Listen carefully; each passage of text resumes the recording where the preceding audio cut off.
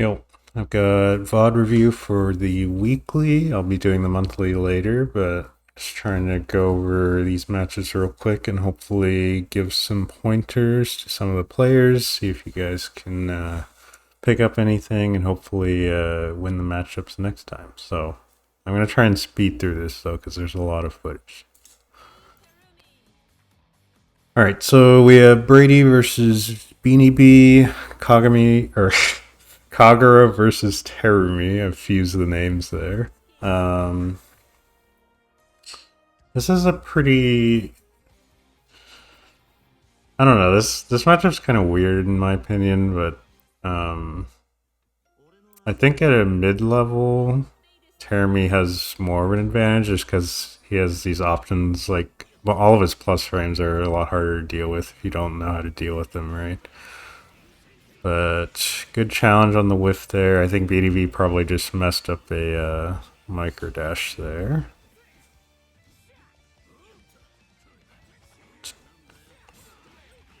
Okay, yeah. Good confirm. Drops the ender, it's fine. Yeah, so the thing that you have to be careful of as the Terumi player is normally Terumi thrives heavily off of stagger pressure, but Kagura's whole thing is the flash kick, which makes it pretty scary to do stagger pressure, at least like very standard stuff. Because you know he's going to be ripping the flash kick, as seen right there. I mean, you've already seen 3 of them, to be honest, so. You either have to keep the pressure tighter, or you have to time some delayed lows in. But it should be a... Oh, doesn't quite get the super. Oh, that's unfortunate. No punish, though.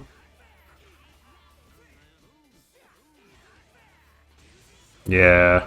I think he dashed up barrier trying to bait the flash kick, but I think at that point in his pressure it was kind of over after you do the Venom Sword, right? And I can see Beanibee is definitely trying to bait the flash kick. Like I saw a couple of those like pauses to block one.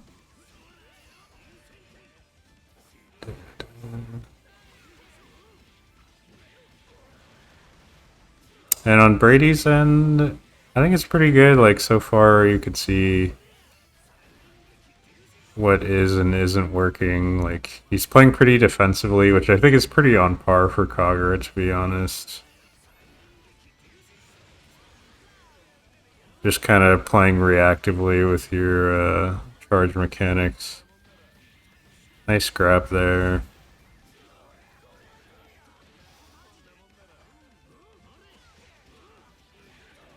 Okay.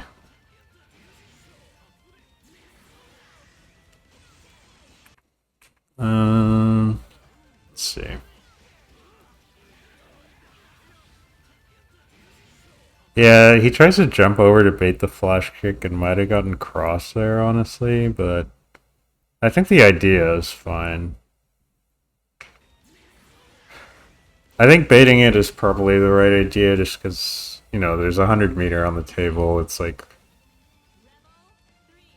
it's probably the option that you're going to see a lot if there's that much meter on the table since DPRC, but I do think Brady is trying to challenge a couple of these things that you can't really do on Kagura. Like, Kagura's mid range is really weak, actually, in my opinion.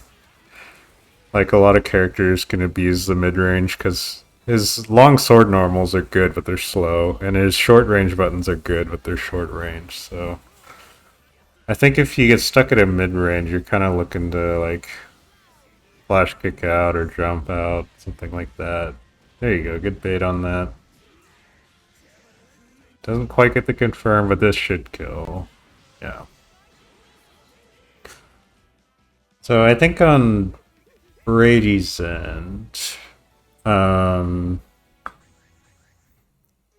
think when you do get the knockdown, you want to try, well, first of all, I think in neutral, Beaniebee's playing pretty aggressively, which I think you've already kind of recognized.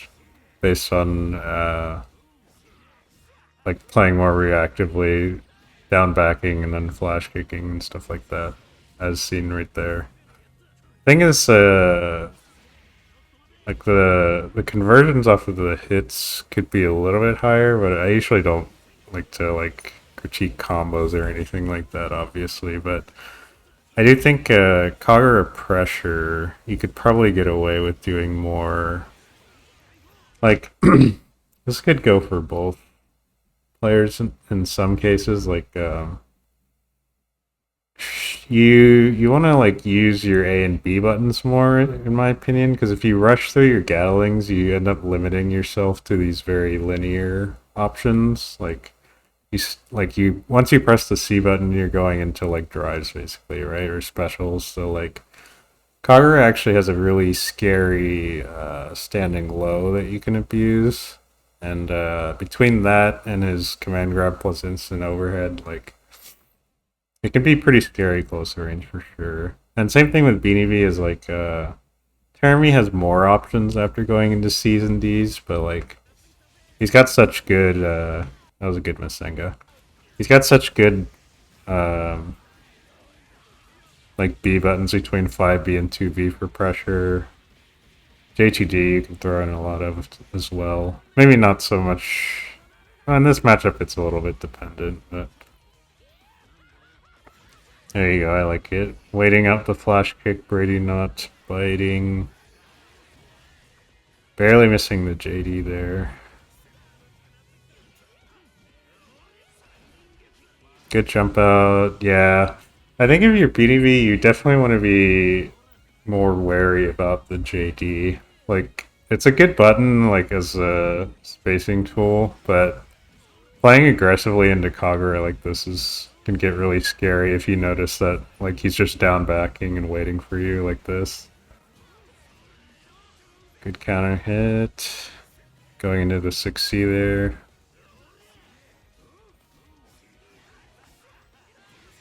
Good flash kick. You know Termi's plus there, so a lot of them will try to continue pressure.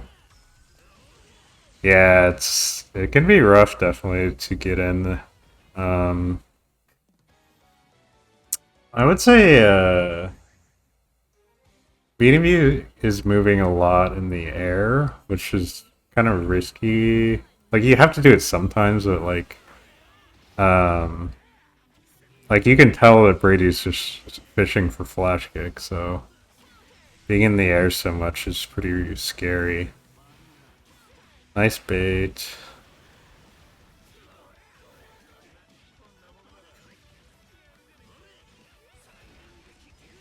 Let's go play the overhead. Yeah, the problem, I guess it's not a huge problem, but for Brady, knowing some better confirms will get you these better enders. Like you can see after the flash kick into the knockdown there, like Beanibee is able to just roll away. Spending the OD for the confirm. Very nice.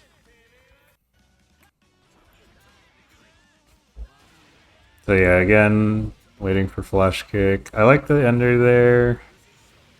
Beanibee getting clipped low.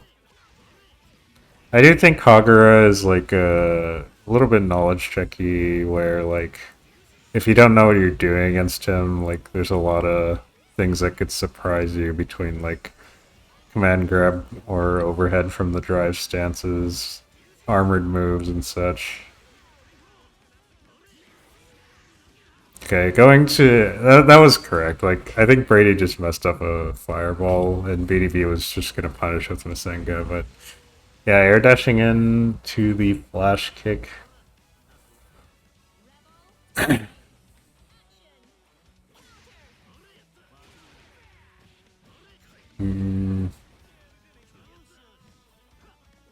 Okay.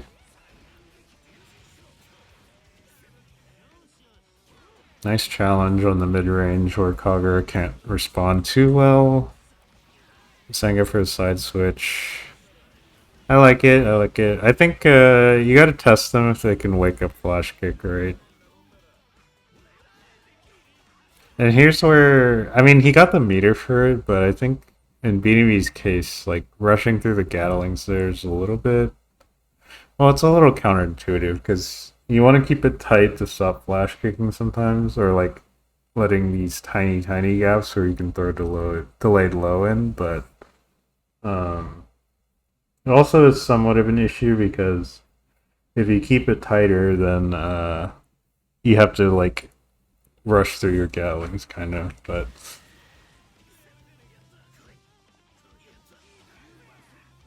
nice, good spacing. I think that's kind of what I would like to see more of is this sort of movement where you're not committing to the aerials, you're just kind of trying to either block the flash kick or space it out, right? And this should actually be it. Yes. So yeah, good stuff from Beanibee. I think he was able to confirm and like making his hits more rewarding and meaningful. I think Brady's plan was pretty good. Like you saw Beanibee was approaching so much with the aerial movement, so the flash kicks are fine. It's just the reward for the knockdowns weren't as high, I think. But I think in the future, like, I mean, I already said it, like a flash kick was really like 80, not like it was a huge portion of that matchup that I just saw right there, but like there's obviously other things to touch on. Okay, so KTD versus LazyZwinner.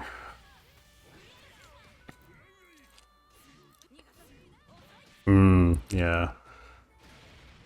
I think the fighting Tager is really hard, I think, unless you know the matchup really well. Because if you don't know like what he's trying to abuse, it's very easy for him to just get away with things. Like if you do lots of like close range stagger against him, it can be easy for him to command grab you, or like there are armored moves that you need to respond correctly with. I do think something to note here.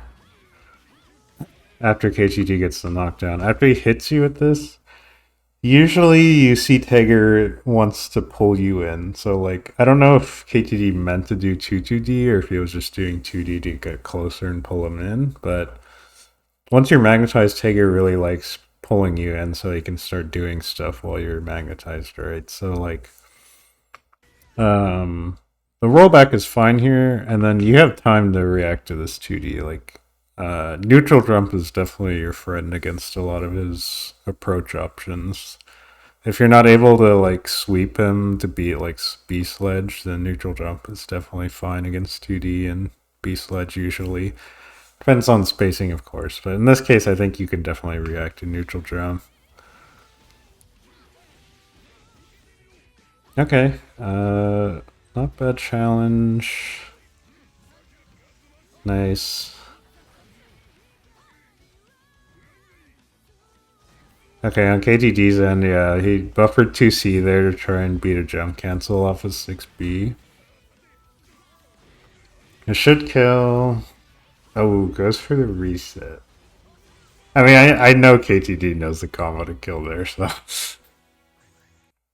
I respect it going for the reset. Okay, tries to whip punish. Good challenge on the 6D. Oh, okay, yeah. Oh no! Okay, it's fine. Everything's fine. Yeah, I think the thing for Lazy, obviously you see that Tager's command grabbing you out of a lot of this stuff. So the thing with Tager is when he's not magnetized, you kind of bully him at mid range. Like bullets 2B in particular is really good, and unfortunately, a lot of the strings that Lazy's going for is like puts him very close. Like 5C and 2C both put you at like scary command grab ranges, basically. So it can be tough, but definitely like stagger 2A plus like 2Bs, even like 6D if you think he's just spamming command grab can work. KTG reading the jump out pretty cleanly there. Okay. I don't know how much I want to talk about my own life. I'll go over this for sure still.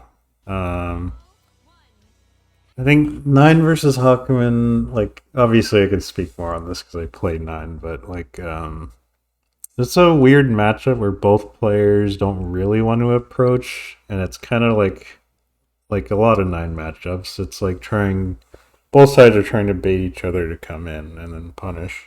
But Hakumen can do this a little bit better, in my opinion, because he has the innate Magatama gain, which in theory puts more pressure on 9 to be more active.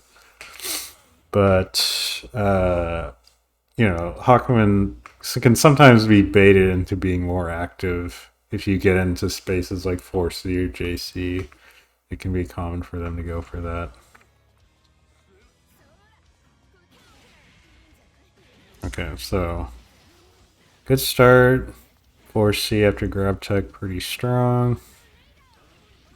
Good block on the low. Yeah, good 4C timings. These are all timings where 9 can't actually teleport and respond correctly with.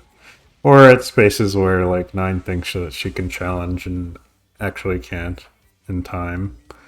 So good start to the round.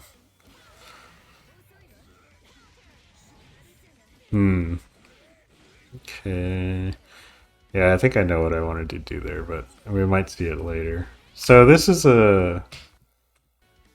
right here, even if you're not Hakumen, this is a really good spot for you to be in because 9 feels pressured to get out of the corner here.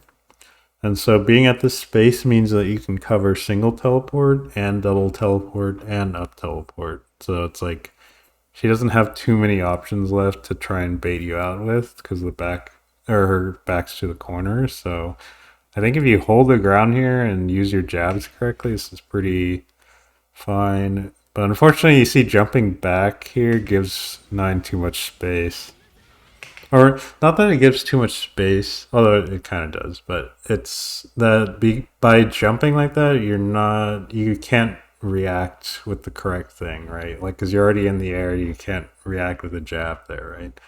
Whereas if you just, I think I told him after this set, like, if you stand your ground here, wait for her to move, just press 5A there. Like, if it whiffs, totally fine. You see she went up, so you go 5A into 2C or something like that.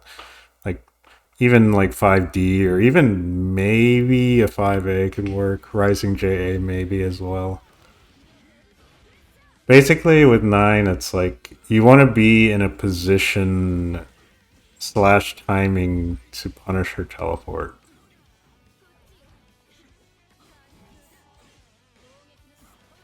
Okay. I want to see something.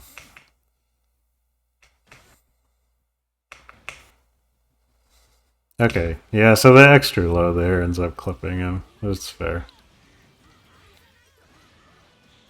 I always tell people remember to try and like it's not the easiest thing for 9 to sneak in an extra low, but at a lot of spacing she can afford to sneak in an extra low. So you're looking to block Kunzite on reaction, not like predictively being like, oh, she pressed 3 buttons, it's time to block high sort of thing, you know? Of course, it's easier said than done, but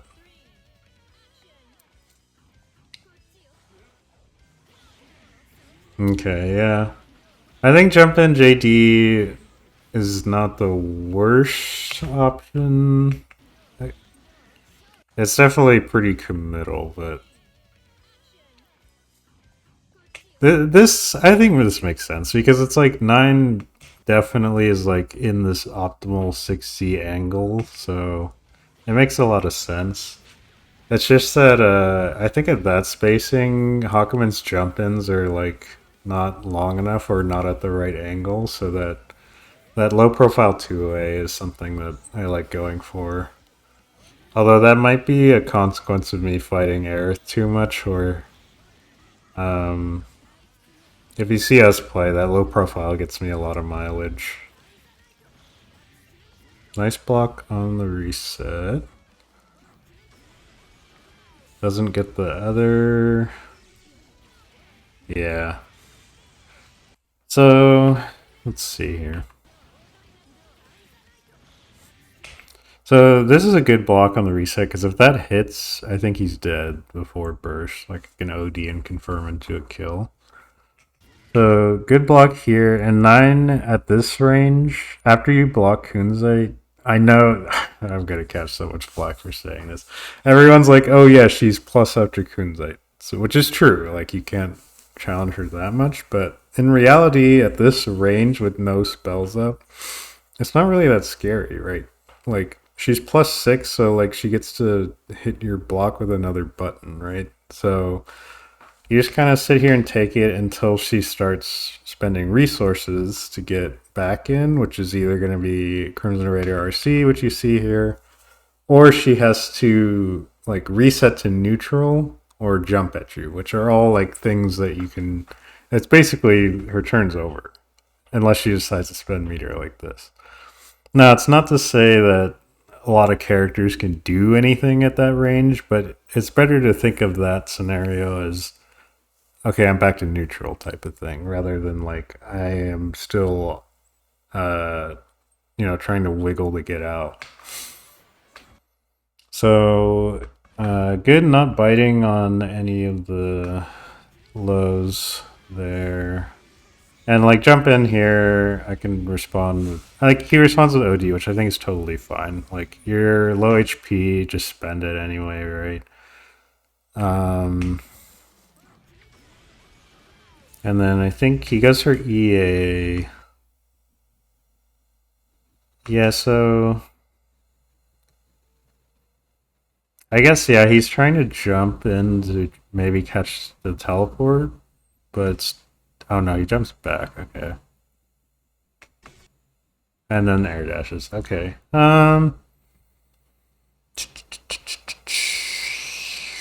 Yeah, I think a lot of this is coming down to,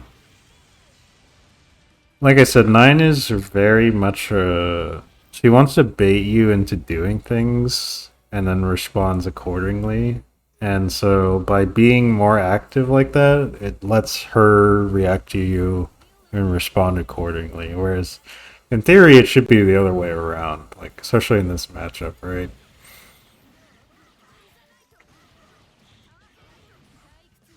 Okay, so this is another thing. I will probably at some point make a whole video on blocking 9 because I want to help you guys. So,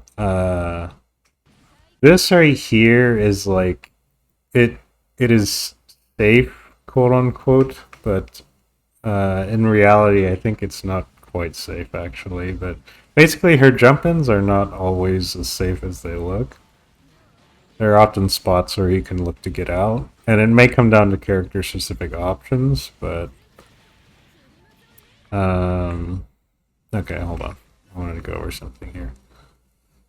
So yeah, here, I think, stay on the ground. Like, just stay on the ground and wait for her to burn air actions, and then clip her. Or at least try to clip her, right? That's like...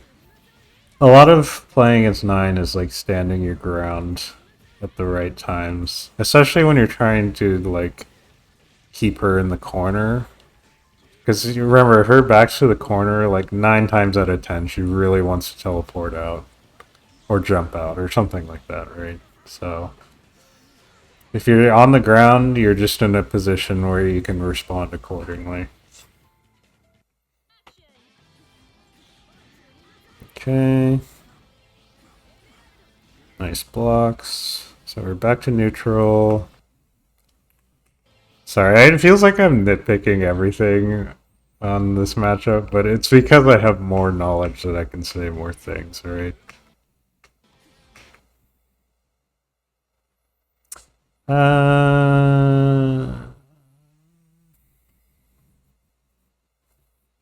This is hard. Like I get the 4C. I just think that Like a lot of the time, stepping into Nine's range like this will force her to do something, whether it be pressing a button or jumping or teleporting like I just did. So this is something that you can try to take advantage of more, which is like you jump into her range and like it like spooks her to do something and then you respond, right? Yeah, it's an overhead. I don't mind the burst, honestly, even though it's Hakumen. It's like, because she's going to put you in a blender in the corner.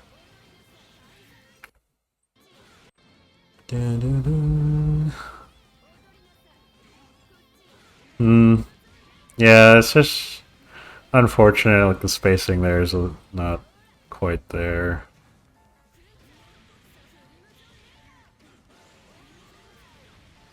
I don't think this actually kills. Yeah, got to reset for a kill.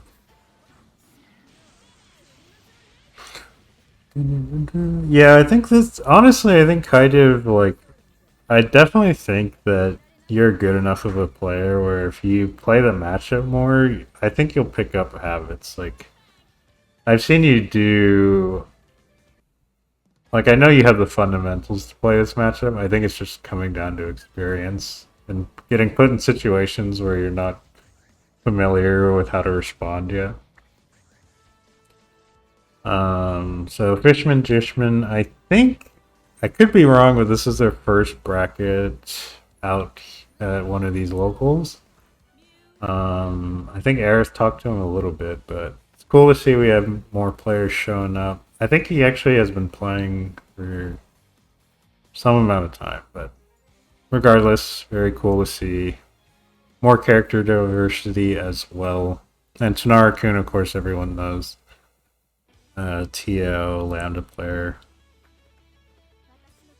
This matchup's interesting because, you know, on paper I think Moot 12 is the better character by a good bit, but I actually don't hate this matchup as Lambda just because you have more immediate threat, whereas Moot 12 kind of has to set up or like play more rushdown oriented. So this approach is fine from Tanara. Well, okay, so I think the setting gravity is fine because at this range, you're gonna Mu 12 is most likely going to try and set up. So after this, it's like trying to respond accordingly. Okay, I see the vision because I think he was just late, right? Because that was the angle that Mu 12 was at. But you have to remember that Steins don't have the most recovery, so it's kind of hard to. I think if you're dashing up like that and then 60ing, it's not gonna work, right? It's just too slow. But regardless, it's fine. Lambda can get out of mutual pressure decently easy, at least mid screen, because backdash is pretty good against a lot of her options. But he does get a jump out, knockdown into the corner. I know he drops. Well. 60. Yeah, I think you have to do less hits of 6C, I think. Like there's 61 there just because the height is a little bit messed up. Or you just go for like 6C into very delayed spike chaser. But regardless, this is still like a fine scenario. It's just that you're not in a position to catch this jump out, right? I think he probably wanted up back barrier and got crossed, is my guess, is why he got counter hit there, but I mean, this right here, like, I think it's just unfortunate because you know that Mutual wants to put you back into the corner, so this makes a lot of sense from Fishman. Uh, and I think this might have just been an unfortunate cross-up. So,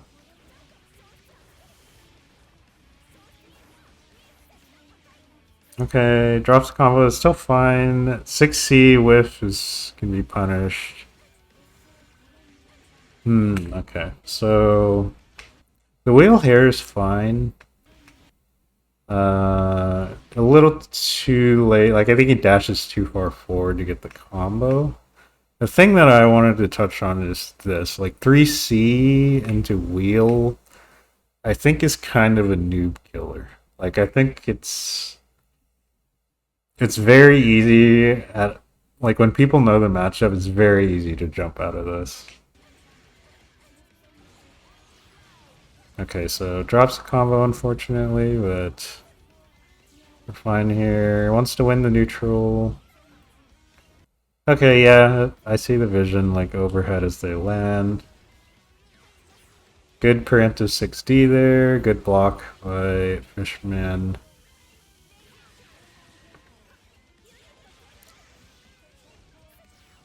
Hmm.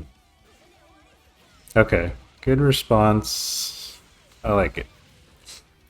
I think in general, Tanar's neutral game plan has been good. Like, I think it's just, I think sometimes he's responding with the wrong choices. Like, um, that's fine. Yep. Makes sense. Good combo. Yeah, I have always hated this 2C. Or this 2D range is really annoying. Because the minute you dash up, 2D into 236B, like, rarely works. So honestly, maybe you just take 2D as your knockdown and then go into, like, Gravity or Spike Chaser here, or even Wheel if you delay it long enough. But it ends up getting across. Doesn't get the side swap, but still gets to push him. Yeah, so same thing here. Like, when you're playing Lambda, I mean, I don't like nitpicking combos. But on Lambda, I think it makes sense. Like, you really want the corner because, like, she has such good corner carry and her game gets amplified so much in the corner that it's, like, really important to get the knockdown at least close to the corner rather than dropping side switching like that, so.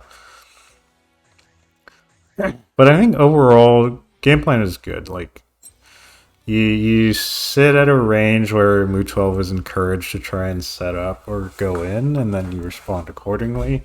It's just that sometimes I think what's happening is Shara is getting a little antsy and dashing forward into positions that I don't think you need to. Like, I know it's good to feint aggressiveness sometimes, but I think in this matchup it's not as useful. Good sword chain there, good pickup with the microdash. Good Oki. Can't confirm that really because of the height. But I think he was just autopiloting into the 6B, so. I definitely think, well, that's fine.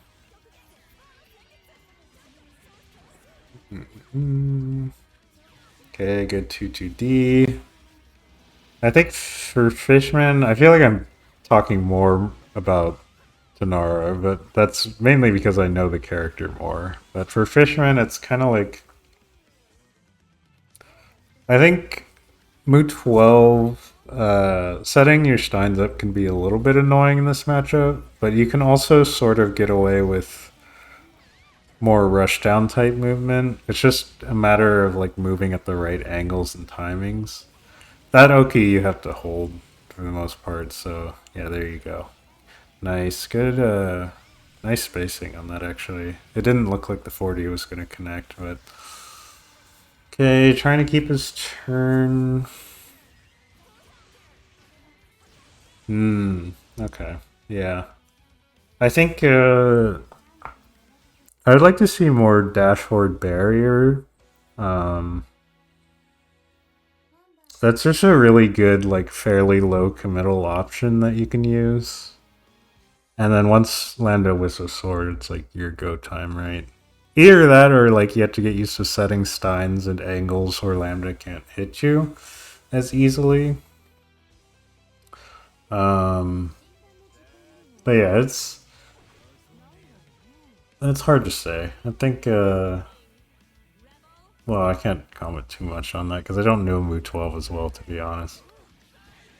So Mina Toast versus strigidwastes. I didn't actually know there was a Lychee player here, so that's pretty cool. Okay, yeah. So after Venom Sword, it's like this is a very natural extension, or not extension, but like this is a thing that Termy will go for to keep his turn. Good pickup. Can't quite kill, but yeah, that's tricky, that little cross up there. Pretty solid round. Yeah. The distance on that is a little bit too far, unfortunately, but okay.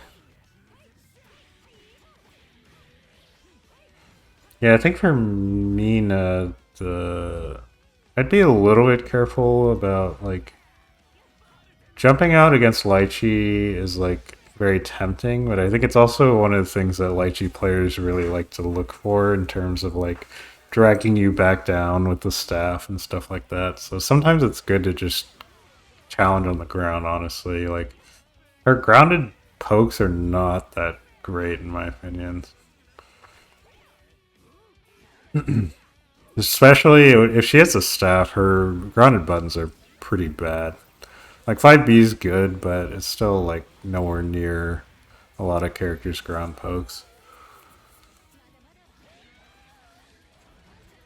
Okay.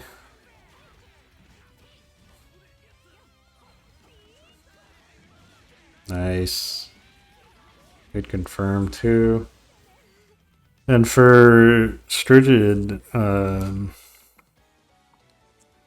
Termy has such a strong anti-air, or at least a fast anti-air, that like if you're in the air, a lot of Termy players are going to be going straight for that 6A.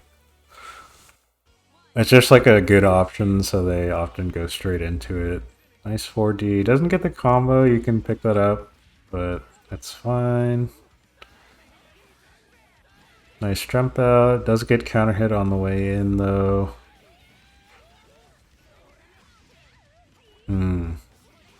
Yeah, 2C unfortunately is not very good as an anti-air, although he doesn't have very many other options. Like 4B would have worked there for sure, but it's also a really narrow anti-air, so I get not trying to go for it. And of course, Teremy having so many plus frames right there with the 6B. Well, not that 6B is super plus, but Teremy's got a lot of things that can continue his turn, so mashing out is definitely kind of hard if you don't have the right defensive response first. Mainly IB, but like IBB can be really good too, pushing him out further. Yeah, uses the rapid to extend her turn. Gets all that meter back, good combo. Yeah, this is rough. Like, if you don't know how to IB and IVB, or even like the matchup properly in terms of like when to bury and stuff, it gets really tricky on escaping this. That should be a kill. Very solid stuff from Mina.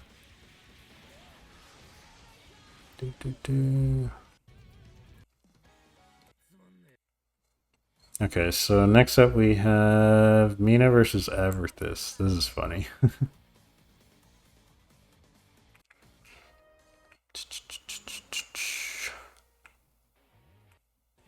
So I think that like playstyle wise, this might be somewhat of a mismatch, but I know they're probably not like super tryharding on this, so Everthus being quite active, does get the stance anti-air counter hit, but almost got the air grab there. Yeah, 6A immediately, very nice. Good timing.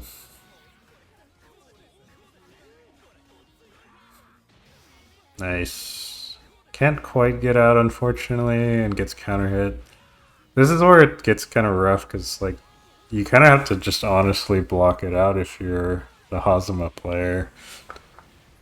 You don't have any defensive options to really rely on, so.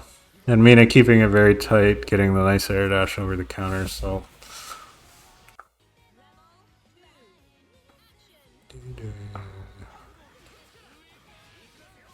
This is really common for a lot of Hazama players to do this chain into the second chain to try and bait the anti-air response. Yeah, classic 2C, 3C. If you see 2C in the pressure string, like 3C seems like a pretty natural idea. Nice. Good pickup. Oh, doesn't get the EA off. It's fine. Yeah, Mina doing a really good job chasing Everthus down, like not letting him jump out, using the J2D for that. Oof. I like the 2C attempt from Everthus, honestly. Like, there's just a good call out with the air missing. It's hard to really say. Like, I think Everthus just hasn't gotten a chance to really play his game yet.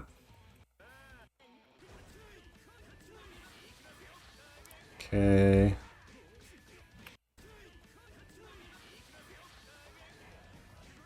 Yeah, I mean,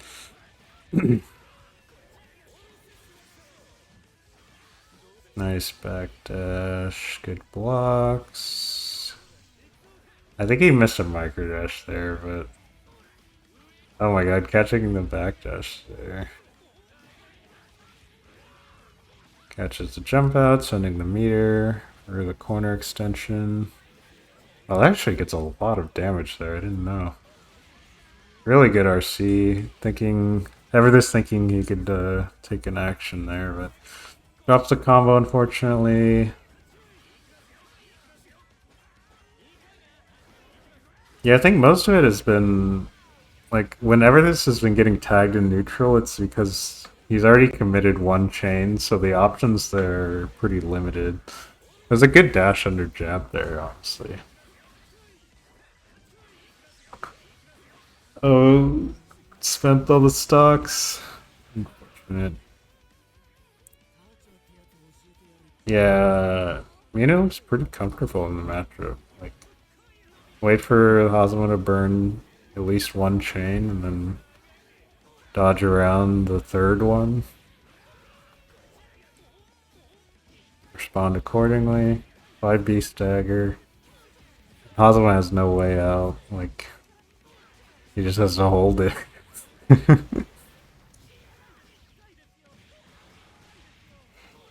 Yeah. Oh, catches the no tech. I wonder if she would have asked her. Yeah. Yeah, pretty convincing, honestly. I know, again, they're not tryharding on this at all, but looked pretty comfortable. Okay, so me versus Tanara. I think I know Tanara wanted some feedback on this one, so I'll definitely look at this a little more seriously. Not that I wasn't taking the other ones seriously, but these are two characters that I play, so I can't slack here, right? Okay. It's a fine round start, like just sitting there and waiting for her to do something. And then getting pushed back here, who cares really, right? The 6D here I think is fine too. Like only a low instant teleport I think would probably clip that, but as it stands you get the hit. And the run under here is really good because you can't really confirm off of that, so 9's just stuck in the air. Set the gravity. This is all good so far. Yep. Okay. So I think we've all been doing good neutral from here, but this is where I think it gets a little stuff. Because I think if you're Tanara, like what is this dash 2D calling out? I guess it's calling out jump straight up, but like If I had low teleported, it probably would have clipped this. If I just stand there, I could have clipped it. I even whiffed Navy pressure and it was fine. And then the response afterward is the other thing that's pretty damning in this scenario. Again, I don't like. I'm not trying to destroy and nitpick everything, but I know he wanted feedback, so. So the response being dashboard 5D is like, again, like what is it really catching here, right? Like, what's the intention? Is it to like try and punish the Navy pressure? But that's already recovered pretty long ago, I think. So I think I've seen this a couple times in your matches, Tenara, where the like dash up sword has been kind of like very odd choice in what has otherwise been pretty solid neutral, it feels like. That's just this is a little tricky, honestly. Like, I don't blame you for trying to 2D this, but I think again, if she's in the air like that, like you can just back out, like either backdash or like try to run under 2B or like wait to 6A or something. Yeah, I mean it's not a perfect combo, but rolling, I don't blame it, but just gets caught. Nothing much to say there. Nice. Well, I'm a little curious here because yeah, okay, that's fine. Okay, so this is all like if you have gravity up, you should be setting it up 100%. Like you have the spacing here for that for sure. It's just so gravity is so strong against 9.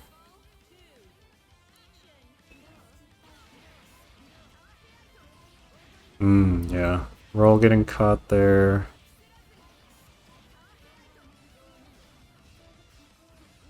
Now you're in the loop of death, basically. I think I actually dropped that, but that's fine.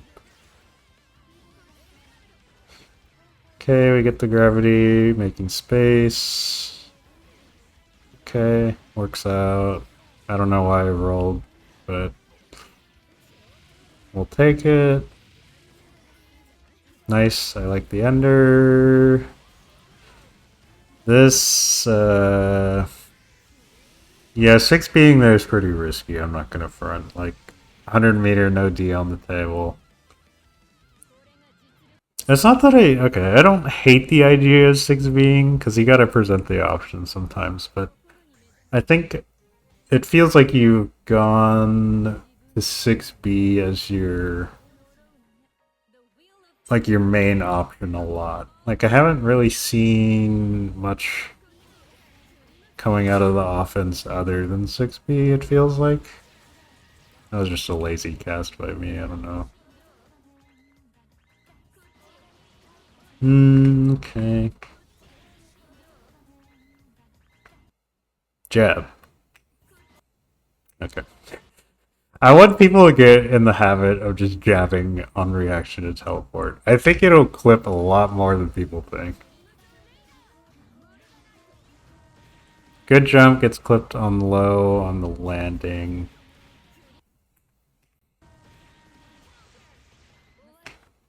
Good set gravity there, but jab. You could have recovered, but I think jab and then I don't know. I guess this is a bigger thing than jabbing there is I think the responses are what's hurting a lot. I think these swords as callouts to catch things like this is not like this is not the button you should be pressing, I think. I think you gotta probably have a little more faith in your grounded buttons, like 5B, 2B. Just unfortunate. Like, I don't blame Hail Marying the super. I mean, you're low life anyway. I don't love this round start because I'm not sure what this is really accomplishing.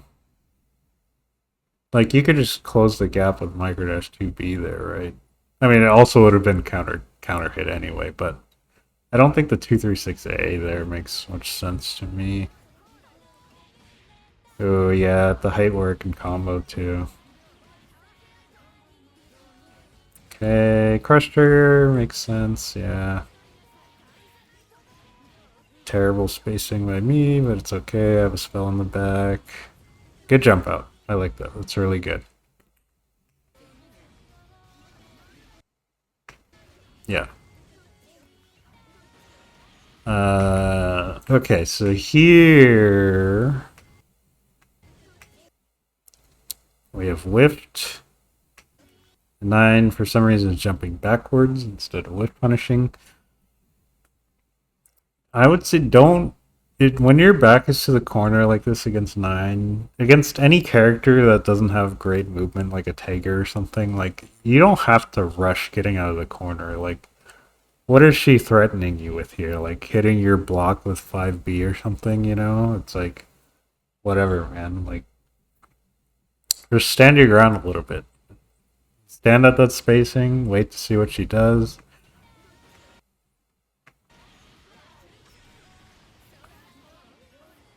Okay, tried to burst bait for no reason.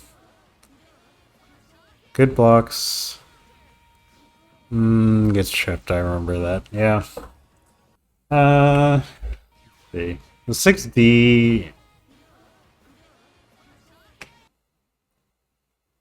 Okay. Actually, there's a thing here. 9 will cast here eventually. Like, you've pushed her out, you've done the patience, you've pushed her out, you haven't flinched. She will cast eventually. Because what else can she do? Like, she jump cancels back, I guess. But then it's fine. But the minute you see this cast, you gotta be ready. Like, if you let her cast on block, she will absolutely destroy you. Like, 60, it's like fine. I think if it hits, it's probably like the only thing that gets you out for free for sure. But at that point, I think it's a little too late. But yeah, I think in general, Tanara, I feel like the game plan, like, I hope it doesn't sound like I'm tearing into you, but I know you really earnestly wanted feedback. So that's my honest analysis is like the things that I touched on being like the response, like, it feels like your game plans have been good. And then the responses to the next part of the plan has been odd, like weird choices, in my opinion. Like the dash swords, or like using swords to punish things that have already recovered, or something like that. Now, that could just be a slow reaction, but like in general, that's like not really like if you're gonna punish things like that, you would punish with like dash up B button or something, right? Especially against 9, where she has projectile invuln. Against other characters, it probably makes more sense. This matchup's annoying, but there's a lot happening on block, actually, because J2D can be... there's a mix-up between command grab and backdash, basically, in terms of interactions with 5C and J2D, which Termi can normally just use to get out of getting command grab, because those both leave him airborne. Sparkbolt lands, RC for the big damage. All makes sense here. Yeah, we're a little too prorated, I think, but, you know, it's fine. It should kill... maybe missed a Masenga, but... Good response. Very good response. Okay. Nice. Good job on KTD, staying patient.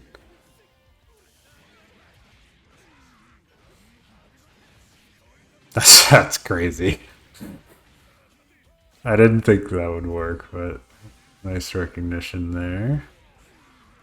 Good 6C, RC.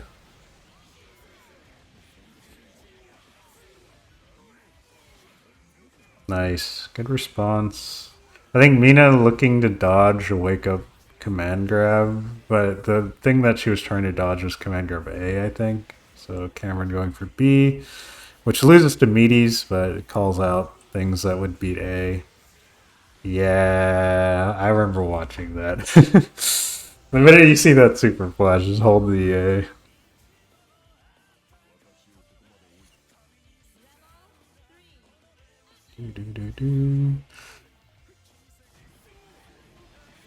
Okay.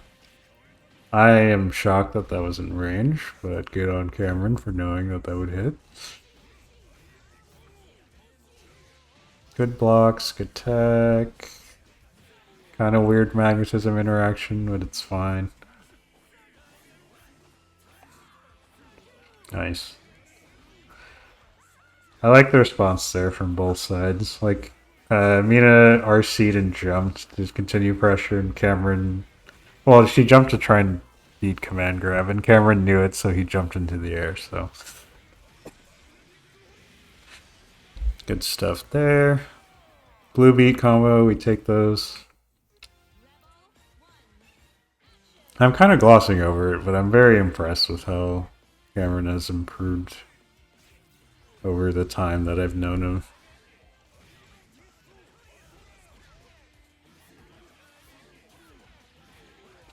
Okay, gets clipped low. Nice. Good jab there. That was to call... Not to call out, but it's like the thing that would... It's fast enough after the whiff so that she can still continue pressure like that. Yeah, we saw that interaction before. Yeah. I like the 2C. I think 2C is... It's obviously a bad anti-air, but you kind of have to use it, like...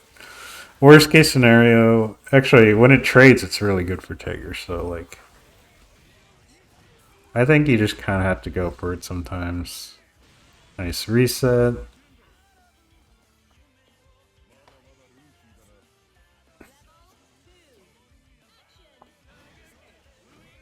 Nice. Good air stall. A little too far for the 2C.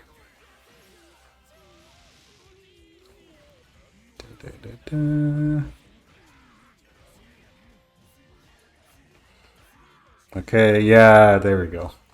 Well, I think the idea Cameron had was fine, and I think Mina's slightly messed up by not... I think she was doing air dash into JC, and I think that honestly might have still hit, because I think the command grab was not quite there.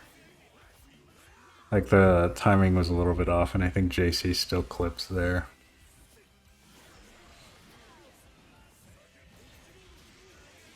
No, no. Okay, there is something here. When you are magnetized, do not run up to Tager, because you're basically doing his job for you. Like, Tager wants to be close to you when you're magnetized. So by running up, you're like doing his job for him.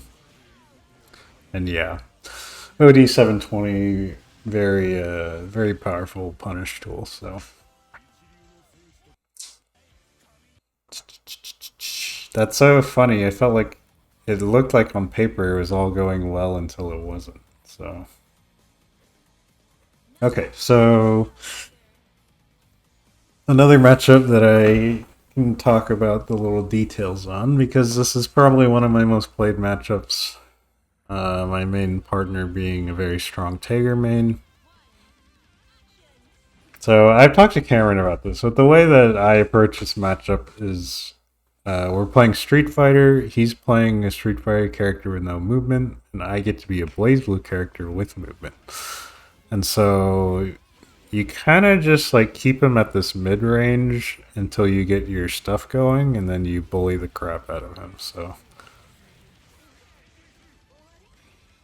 I'm actually playing very aggressively, but it's usually I'm jumping in at spaces where I think Tager doesn't like right here. Like Tager doesn't have a response other than shooting air spark bolt call out, but that could be teleported too, right? Magnets are gonna mess this up. Yep. Alright, get the side swap. I don't know why I did that. That's fine. Like, you get so much space in this matchup that you just get free casts. Good sledge, though. I jumped into it. Very good call out. This should kill. Oh no, I think you messed up. That's funny. I laugh at these moments because I distinctly, when it happens on my screen right now, I remember exactly what each other's reactions to it were and everything. I can remember it in my head. But yeah.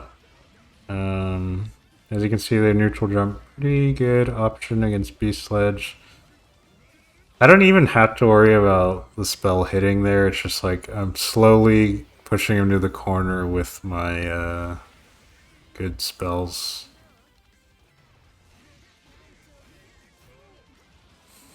Instant block punish. Honestly, I'm not playing this matchup as cleanly as sometimes I feel like I do, but... Oh, yeah. Pretty fucked up of me to not just combo there normally, but...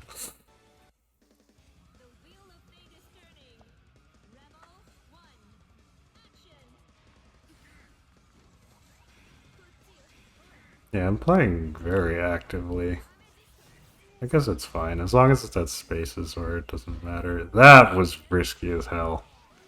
And I think we knew it. Like, I remember Cameron saying something, but he could have definitely grabbed me. Nice call out on me full swapping in like that. Good call out on the jump catch. Nice ender. Probably needs a slight delay on that. Good. I like the follow-up there to armor against the AA. Jump over cross up. I can't believe J2C hit there. That usually doesn't happen. Mistimed 3C on my part. Some good responses from Cameron.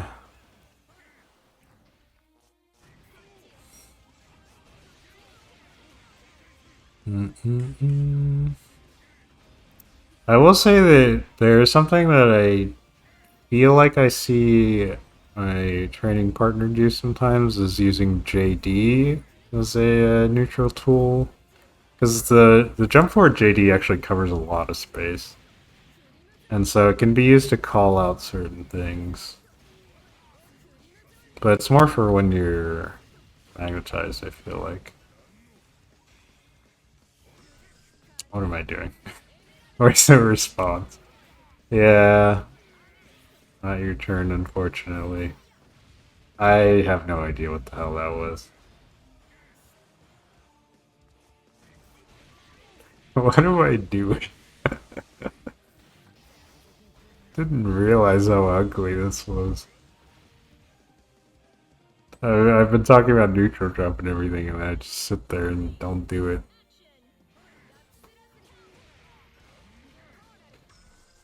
Yeah. The beast sledge there is fine, because, like, 9 often likes Crimson Raider there, and, like, that would beat it completely. And the reward off of that is amazing, so... Crazy that that beat JA. I can't tell if he missed Sparkle with that 5D there, but... Good command grab. I like that ender. Very good. Yeah. Dropped combo.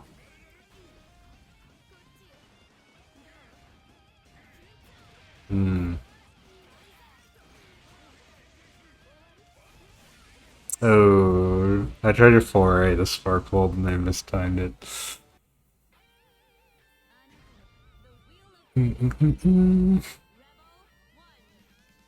I think it's good though. Like sometimes you just have to shoot the Sparkle, even though like in theory 9 can void it or teleport it.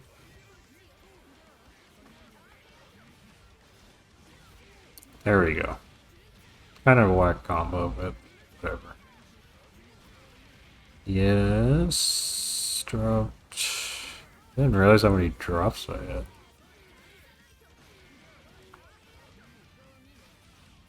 Cross up.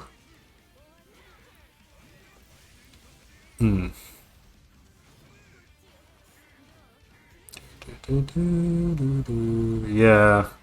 Sledge. Honestly, I like 2D more than B Sledge a lot of the time in this matchup.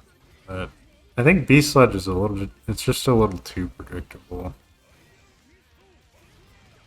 Just trying to catch a Sparkle cast, but there's the Sparkle cast. I will say that if you have Sparkle and you see me jumping up in the air like this to cast, it's like a pretty free anti-air Sparkle usually. Dropped combo because of distance. Nice combo me. Getting the extra spell there. Yeah. Tigger can't really do anything safe after that 6B.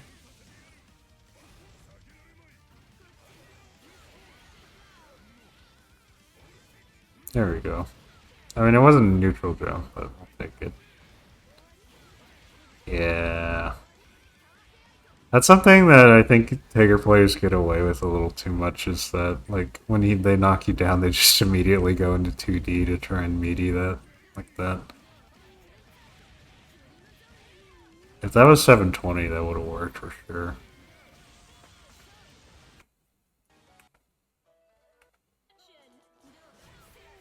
Nice round start.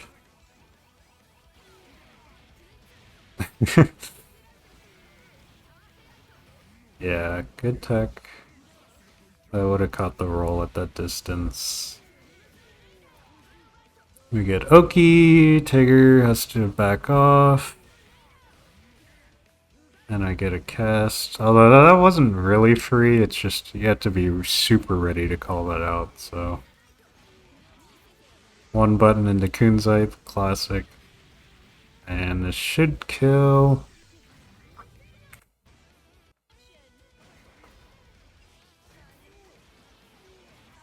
Okay.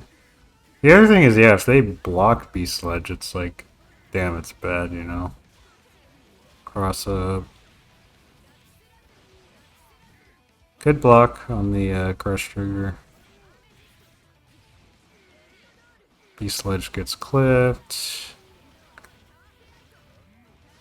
Yeah. Good burst, though, like, you put him back into the corner, so. I think that was unsafe right there, I'm pretty sure.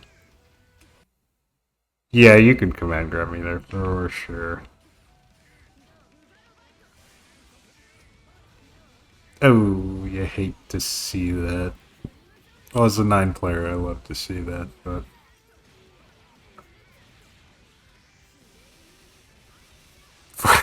Pouring Sparkle feels so nice. So awesome. Okay, so this is Kapral versus Everthus. I didn't get to watch this one, so... This will be cool, because I can help other 9s as well. Okay. So... This is a common thing. Good block, good jump out of the second chain. If Hazama burns his stacks like this, he has to either land block or he's going to commit to a third option, which is either third chain or Dimension. And so anti-airing there is a little risky. Honestly, it's not very often you get to anti-air Hazama like that, so I would be a little bit wary of doing that. I can't believe that hit.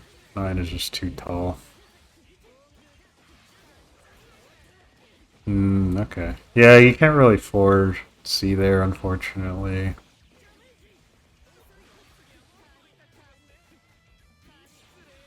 Nice. Okay. I think you're actually plus on that deeply there because he blocked in the air like that, but I could be wrong. It should kill. Never mind, I'm a liar. Okay, yeah. I would have liked to see delayed Crimson Raider there. Like, you're on a hope, right? So you just kind of have to hope that something works there. Delayed Crimson Raider being to catch a jump out. Okay, counter hit, nice combo. Nice.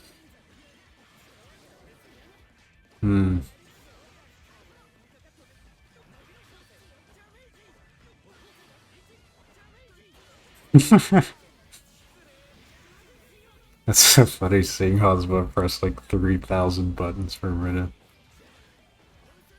A little too far for that. Yeah. I've got a lot of people, including myself, the button into command grab. The button really fucks with your jump out timing.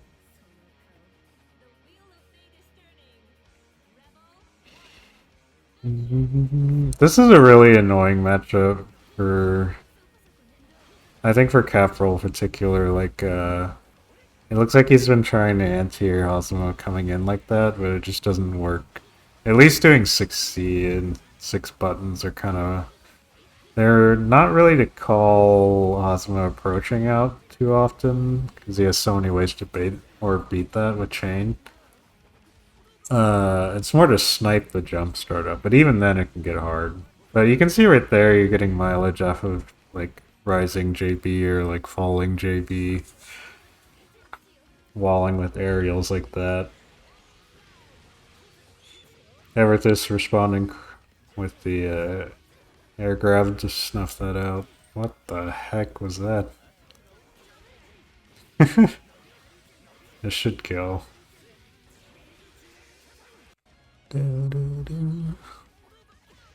Nice. Good 5A.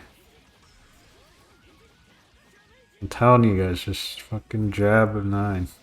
It works. Nice block on the 2C. Whoa. That was crazy.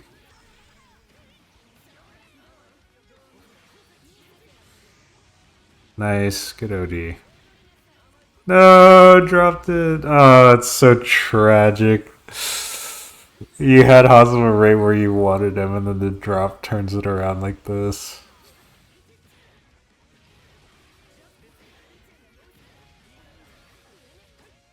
Yeah, that's pretty rough. I mean, I think Kapral, when you notice that the Hosma is playing like this, where he's playing insanely actively, like, your first instinct may be to sit still and react appropriately, but because of the way Hosma's chain fall-offs work and everything, it's just like, you have to respond with movement slash like other things that you wouldn't normally respond with, just because the chain can beat you trying to like 6x on reaction and stuff like that. Okay, so another Hosma matchup, since we're now in losers quarters. This is kind of rough for Lambda, not gonna lie. Unless the Lambda's playing really on point. Possibly got crossed up there, I'm not gonna lie.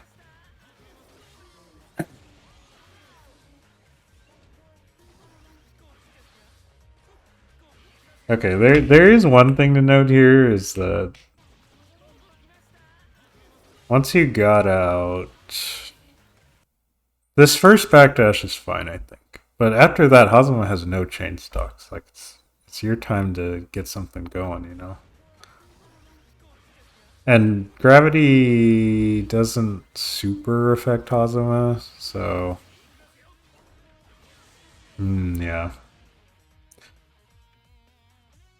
That height that he shot the chain is really annoying to deal with if you're playing characters that have to stand to do the anti-air options, like trying to 6D there. Again, it's not a true anti-air, but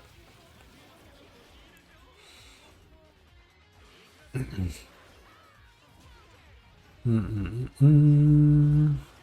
2C, 3C, classic. And then... Okay, good blocks. Nice, got out. Yep. Oh no! Stand your ground! Oh, that's tragic. Yeah, I think like your first instinct is to get space in matchups like this, like when the rushdown character's all over you, and it's like the neutral getting space doesn't really matter too much against Hazama unless you're like really on point with your sword angles and such like that.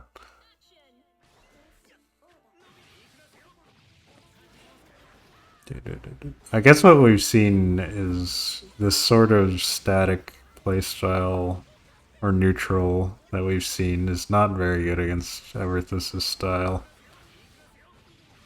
Like he'll just get to schmoove all over you basically. That right there actually.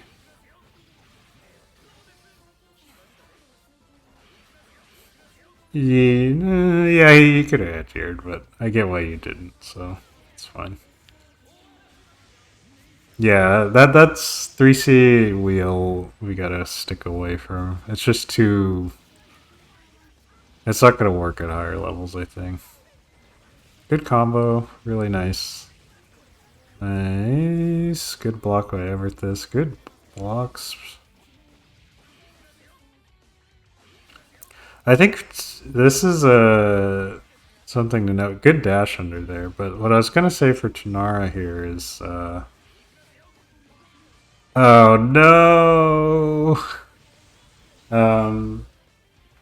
Hazama, like 9 times out of 10, they want to jump out, and I think it's like you don't have to mix them up like crazy here. Like your level 1, I think, should not be going straight for mix like this usually. At least on a character like Lambda, where her mix-up is not really that good in my opinion. So, oh, dropped it unfortunately.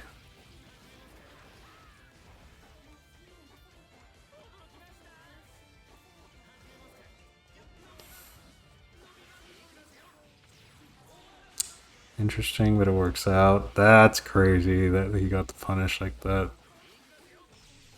Gets another mix. Nice. Almost a really slick pickup. Again, yeah, like overhead should not be your go-to for mix. Especially, well, I shouldn't say that always, but like it's been proven 3 times now that it didn't really work, right? I guess the last one is too late to adapt, but considering the character you're playing against and the playstyle he's playing, like your offensive mindset should be like stop him from getting out, not like I need to hit this overhead on him, you know?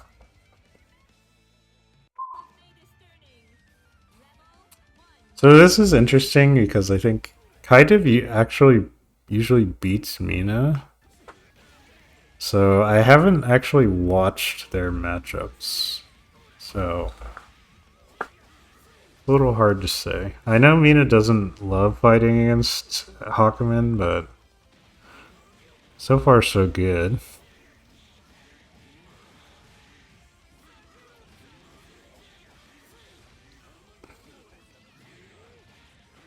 Nice clip. Oh, yeah. Waits the 5D out pretty long, but not quite long enough. Nice. Oh. Not gonna kill here, it's fine. Oh no!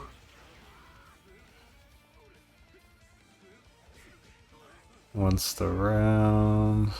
Nice. Oh god! No, everything went so wrong.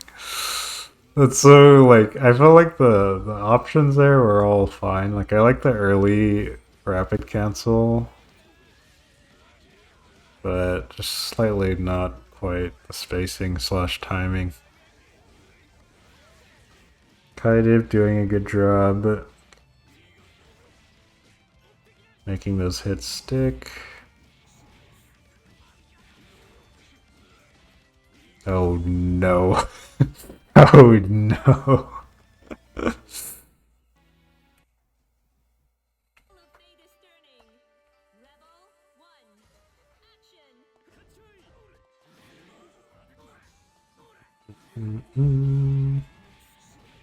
Yeah, I feel like Kaidiv's been doing a good job at walling Mina coming in. I think Mina's been a little too predictable with the approaches, maybe.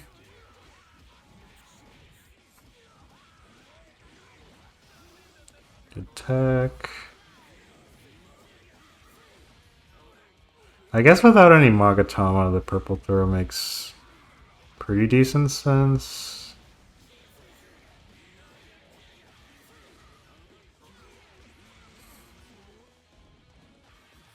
Or if you didn't want to spend it on Agito Ender. Nice. Yeah, I'm a fan of the early rapid cancel like that. Catching out any potential, like him trying to counter at the right time. Gets clipped. This should be a kill.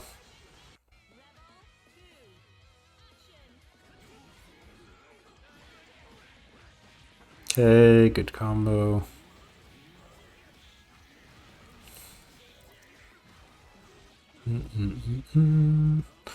I feel like so far, nice jump out. Nice. I like it. Kaidivh realizing Mina's been 6-Aing there and then Mina not biting. Air dash and JD. Probably catching DP input there. I don't know what else Mina would have been pressing there.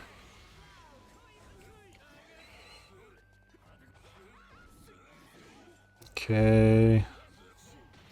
Yeah. 2C getting clipped there because of the slow startup. Yeah. 6C is surprisingly good at stuff like that, catching stuff like that, because it's actually pretty fast for how much space it covers. It's just really bad on whiff or block, obviously, but could be a surprisingly decent call out on neutral stuff. Nice. Nice combo, big damage. Almost got the really nice pickup there. I like it. Showing the recognition there. 4 Cs, why not? Termite doesn't really have... I actually don't know if Termite can 2B or 3C under, but that'd be an interesting thing to figure out. I like the JD there in case she did another run at her 6A, which I think I wouldn't have been surprised to see. Okay. Nice combo.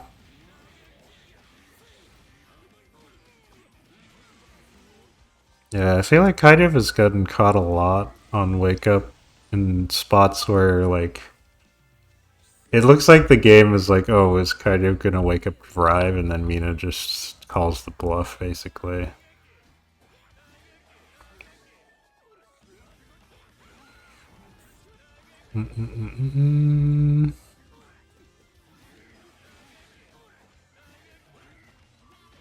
Nice tech. And he finally does call the bluff. Actually doing the Wake Up. Yeah, I think this is a spot that I've seen before where Kaidivh tries to chase a little too, like, overcommit on the offense here. Like, you can just stay on the ground and wait for Termi to tech, and then, like, he's only got so many options in the air, you know?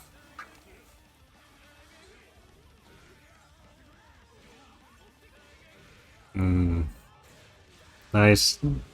Yes, good response. I was scared the second hit was gonna clip. take the active flow, even though it's last round. TRM. This doesn't kill. Another TRM. But yeah, either a mistiming by Mina or a slight delay on the throws from Kaidivh. Either way, pretty solid set. I felt like both players are doing pretty well.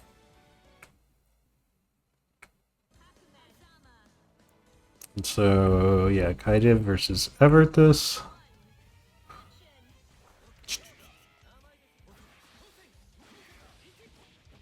Nice. Good angle by Everthus to get over that JC. Spacing a little bit off, but nice. That's actually twice now where he's run either low or out of chain stocks, but he knows his character well enough to get the good angle on escaping and finding the hit after that. Or maybe not escaping, but like finding the right angle to avoid what would normally be the counterplay to no chain stocks. Crazy burst there. I think that was just a like not a rage response at all, I don't think. I don't think Kaidivh's the type of player to do that, but we've all done it before where we're just like, I'm just gonna rip it. Or maybe it was just second nature there.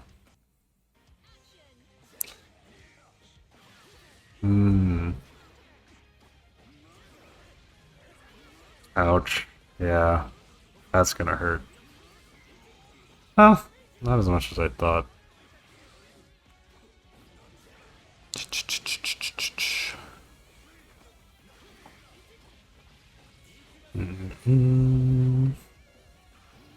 Who's kill? I think I don't know, actually.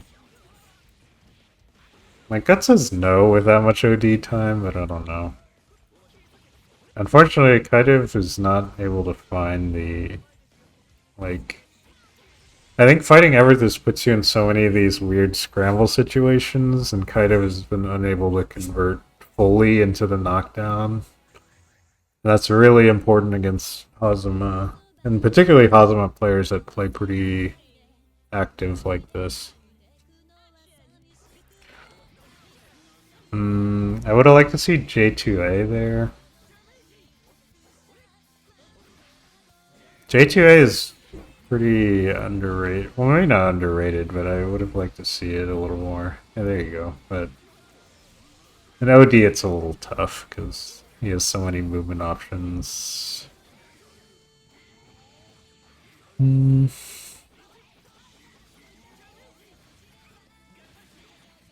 Nice. Good command grab. Not really sure what he got hit with there. It does feel like maybe Kaidivh has been... like, people are like, oh, he's gonna wake up and drive, and then Kaidivh tries to do something that's like jump or mash out on wake up that's not wake up drive. That's sort of like the 50-50 on wake up, but felt like that's where he's gotten clipped on defense. Nice.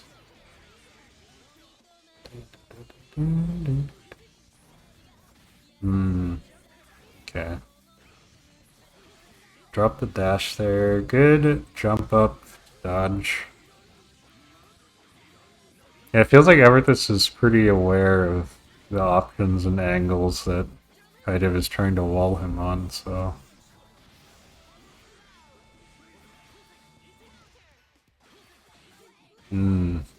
Also jump out. It should kill. Actually, maybe not. Yeah.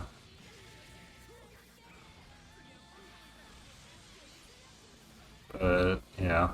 I felt like most of that set was like Kaidivh getting caught barely in timings and angles that he wasn't prepared for.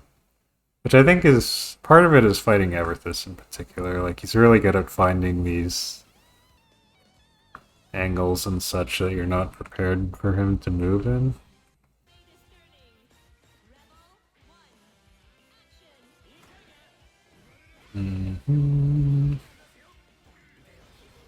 Okay, good response.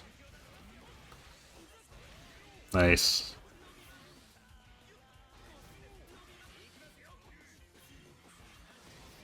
Oof. Yeah, I've actually talked to Kurtot a little bit about this match because we both have watched it, and in theory, I think the way that Everthus is playing is not necessarily the best way, but it works for him. Because playing so aggressively against Tiger is really scary. Like, that right there could have been sparkled with for sure.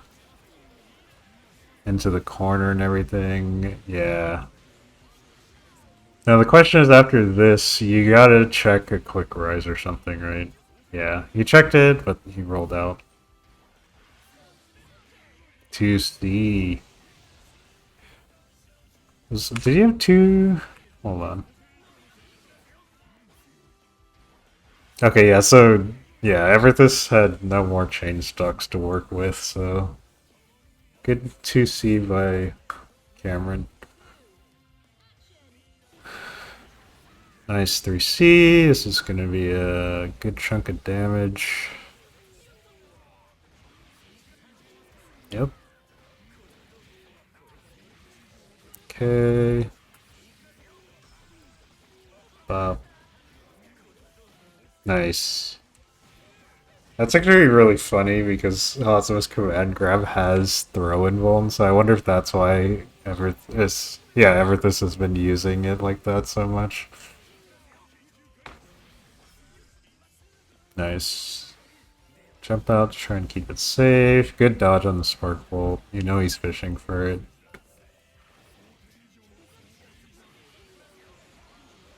Not quite gonna kill, but yeah.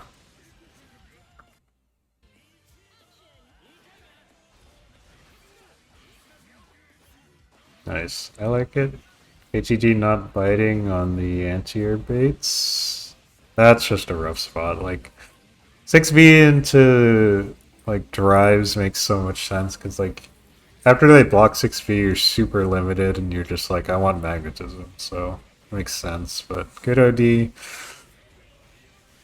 Using the meter and the spark bolt to get a reset into a okay knockdown.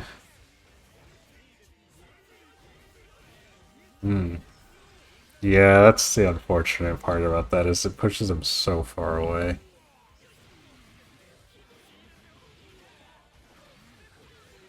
Got his barrier crossed up into a crazy burst fade, honestly. Oh my god. That's gotta be the most... What a way to lose. After an insane sequence or this, he just dances a little too long and then gets 720 churned. It's so funny. 2C.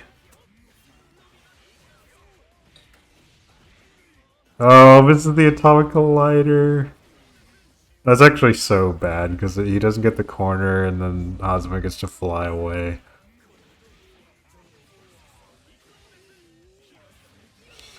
Yeah, you didn't really see Everthus going for that many command grabs against other characters, so I'm wondering if he is just using it for the throw invuln property in this matchup. Oh no, the no magnetism. And I'm pretty sure that's a crossed up input, and that's gonna be death for sure. Yeah, unfortunately Cameron, I think maybe autopiloting into the combo there. But like I know he knows the combo, so da, da, da. 2C again. Nice recognition. Yeah, JD. Nice block by Everthus. Oh, the audio is desynced.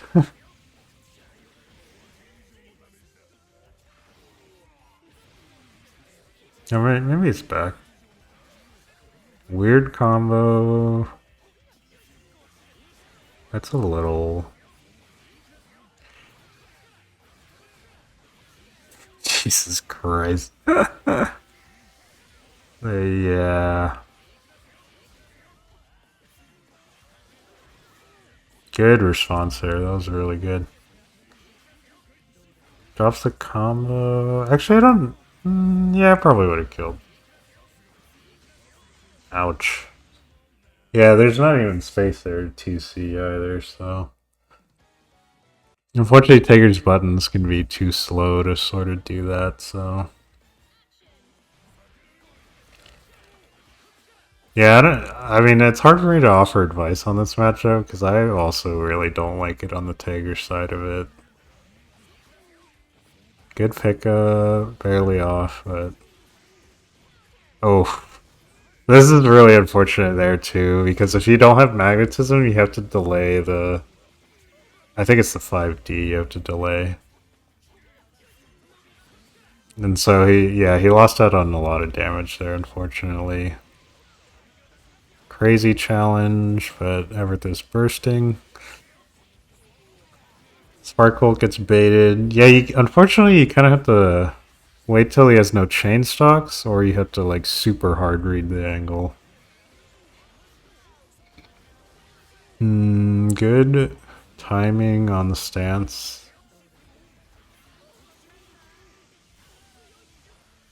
Okay, yeah. I don't mind the spark bolt there, because you're an OD, and I'm pretty sure he had 0 chains. I want to say he could have killed there, but I'm not 100 on that.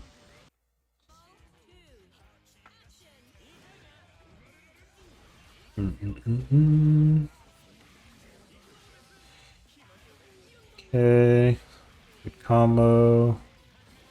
Good ender. Nice to see.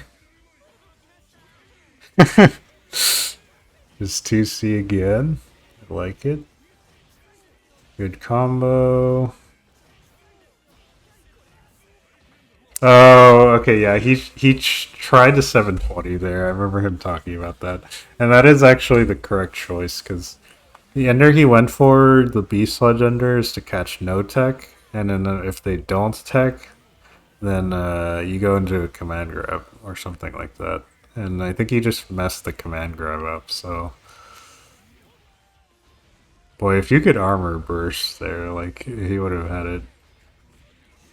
Nice combo, nice.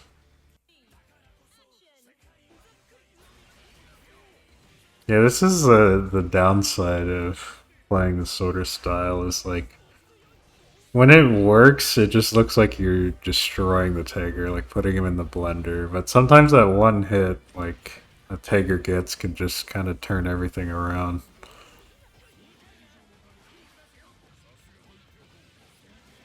Luckily, I think Everthus, if you play this sort of style, you're usually used to this sort of thing where like even if something goes wrong, you just continue to play that style because you're good at it.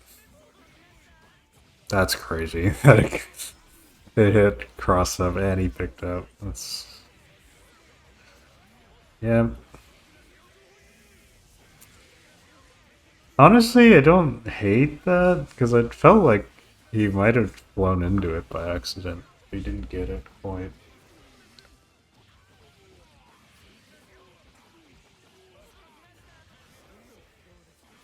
Okay. You know what? I like that elbow drop because he's been doing command grab a lot there, so that would have definitely been really good. Dude.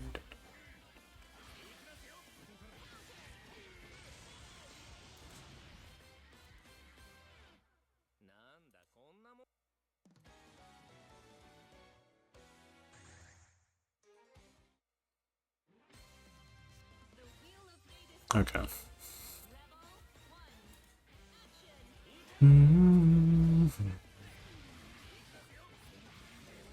Okay. Drops the combo slightly. Yeah, like I said, that got a lot of us. It's just the timing to jump out of it is really weird. Plus on hit into a counter hit. I don't quite understand spending the OD here, but I guess it's fine. You'll get it back. It's like he's nowhere near death, so... Nice block. Yeah.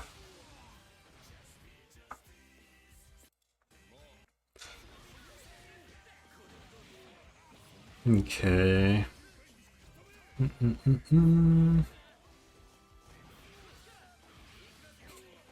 That chain only hit because Tiger's so wide. Yeah, trying to 2C there. I think in theory it sounds like the right thing, but unfortunately it's just too slow and Hazuma's buttons are too fast. It's the cross up, which is also a roll catch as I learned. Yeah, I think he messed up the chain in actually right there. Oh. Unfortunate. Gets put in the blender, happens to the best of us. And then last set, which is good because I'm tired. And it's me, so I don't care that much. Well, I care, but I've already looked this over, so. My thoughts basically on this are like I understood what sort of playstyle Everthus was going for, so I tried my best to just sort of like my whole thing on offense was like stop him from getting out. Like I don't have to mix or anything, so and it almost like Everthus is a good player, so like it almost goes the other way for sure. That's just unfortunate.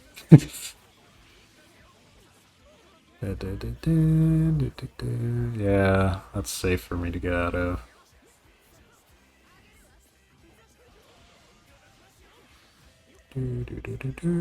I have noticed that Everthus is he is a 2-seer, as you can see right there. He's also a up backer, as we just saw. So yeah, that's why I said like I'm just trying to stop him from getting out. And then once the mix is safe, you can go into it. This barely doesn't kill. Yeah. Gets clipped on wake up. Yeah, I think I've preferred staying on the ground against Hazama, although I am gonna have to rework my Hazama game plan a little bit. In general, I think it just affords me more freedom of movement. That's an accidental input. I meant to 4B there.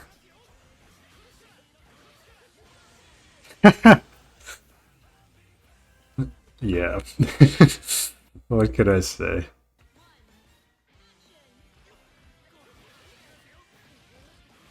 Alright.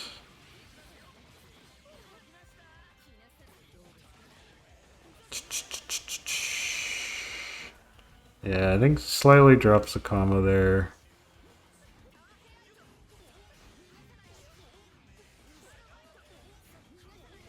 Yeah, as you can see, like, it's all about trying to get him to stop jumping out. And I finally do catch it. Now, Everthus aside, there are spots there you can actually challenge. It's just, like, I've been going for trying to, like, stop the jump so much, you know? Great punish, except... Great OD, terrible combo. Oh, I remember this. This was such a mess. Punish. No! Oh, I'm so mad watching this. So many spots where I would like just fucking jump forward and start Crimson Raidering.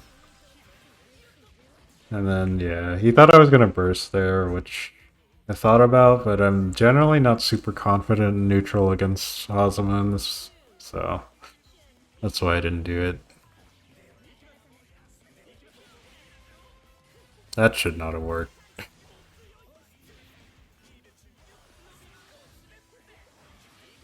Yeah.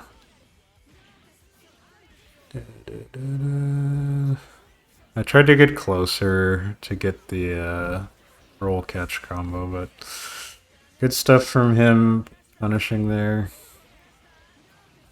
He tried a Jermaine there, which I don't know what that was. And then the one time I don't try a jump out catch, he goes for the jump out, which is pretty funny in hindsight. I could have. Yeah, I could have done laser super RC, Navy pressure probably.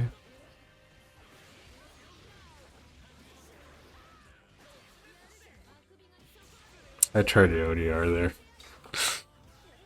there. Terribly timed cross up. Good tech by him. I thought I could anti-air there, honestly. But way too fast. If he had done C follow up, it probably would have hit, because it hits behind her.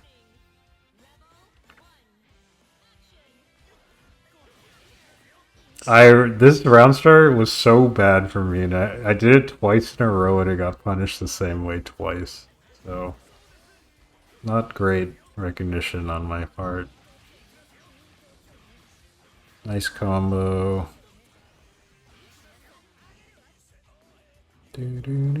Good low profile. Pretty risky burst from me, but yeah. I end up getting the burst out, so I'll take that. Good 2C. His 2Cs have been pretty on point. It's like, it's not a great option in this matchup, but you have to present it sometimes. I think I could have comboed that. I catch the up back though. Go for the not risky combo. Into pretty safe mix up.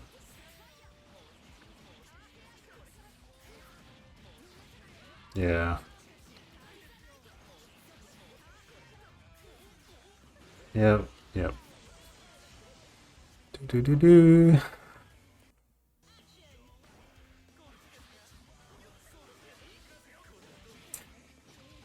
It's so like I knew he was trying to command grab because I had seen him use it so much in the other matches, but for some reason I just could not get the jump timing on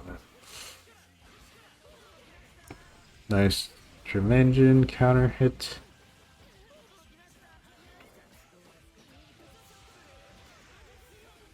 First.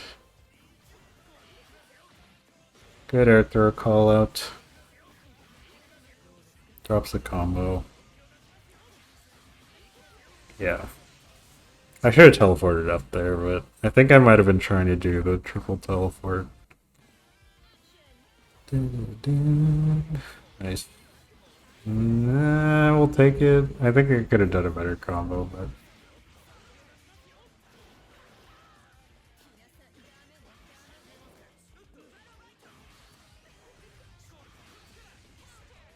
I get punished for trying to combo that.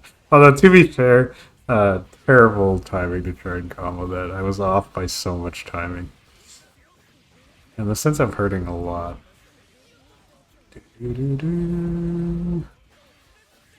Yes, this is what I have learned after reviewing with Crouton. It is a roll catch. I should have just teched. I died for it. Good J to check.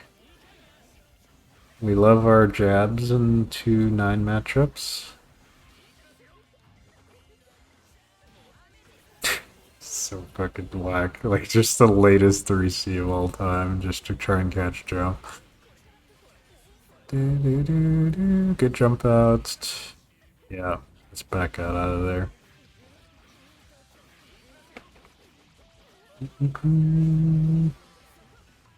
I actually don't know why that lost, but we'll take it.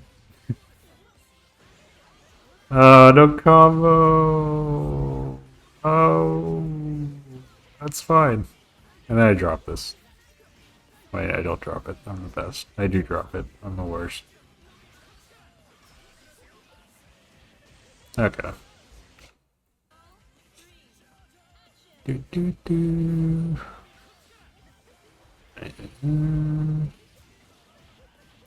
Wow, great anti-air, me. Terrible combo, me. Bad button. I should have... Oh, yeah, I should have pressed J there, not JB. I probably would have caught if it was J. Yeah. I gotta combo that. I can't just go for a reset like that. Oh, great pickup, me.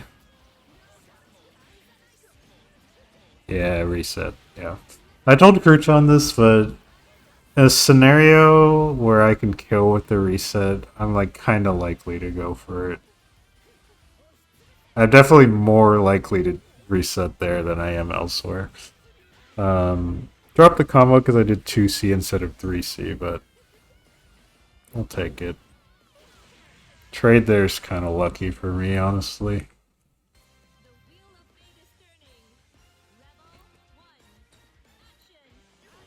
Okay, really nice weight into the 2C into a good combo. Look at the damage on this. Yep. Good IBs. Very tricky, honestly. Like, if I had just been a normal teleport sequence, it would have hit me with a 5C counter hit.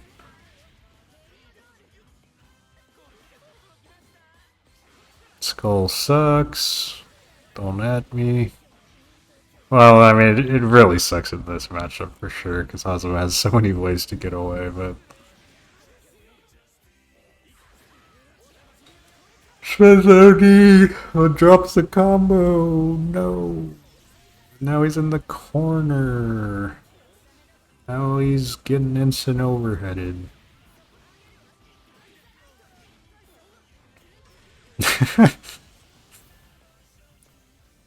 That was definitely a drop combo, but we'll leave it at that. I almost picked it up.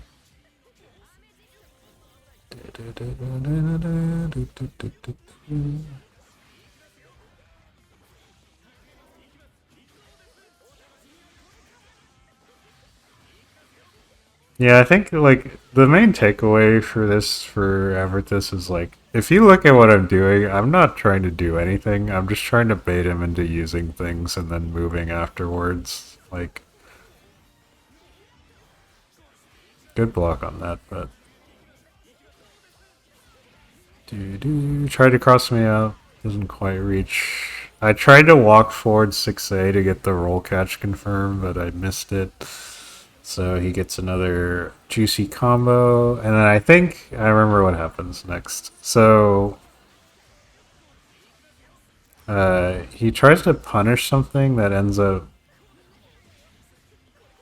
Yeah, so this right here, he misses the microdash. I talked to Crouton about this on whether this would have actually punished me. It would have punished, it would have killed me. So unfortunate execution. I also wondered if he could have just OD'd into Hotenjin, and yes, he could have done that, and that also would have killed. So either route would have worked. Just kind of unfortunate, honestly. But yeah, I didn't really go over too much with that match because I've already looked it over. But yeah, GG's Everthus. I know I probably got a little sloppy on some of those matches, but if you guys had any specific questions, just add me in the Discord. Give me a timestamp, give me a ring, and I'll point out things if I can. And that is it. Hope this helped.